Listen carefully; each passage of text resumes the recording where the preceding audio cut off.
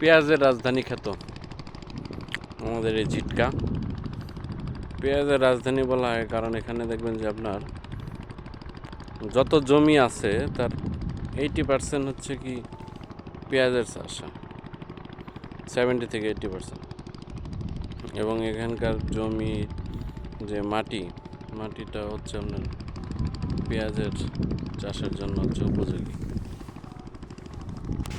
দেশের অন্যান্য জায়গার চেয়ে এই এলাকার মাটি হচ্ছে পেঁয়াজের চাষের জন্য অনেক উপযোগী মাটি। যাই হোক, পেঁয়াজের রাজধানী খ্যাত এই ঝিটকা আমরা আসলাম আজকে।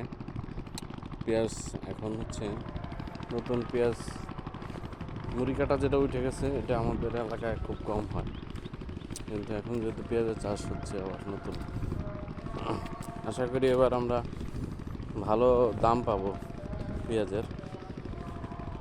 কারণ যেহেতু আমাদের প্রতিবেশী দেশ থেকে আপাতত আমদানি বন্ধ আছে, দেখা যাক গভর্নমেন্ট যদি সহযোগিতা করে আর যদি বন্ধ থাকে, আশা করি আমরা নিজেরাই স্বাবলম্বী হয়ে যাব এবং দামও কৃষক ভালো পাবে।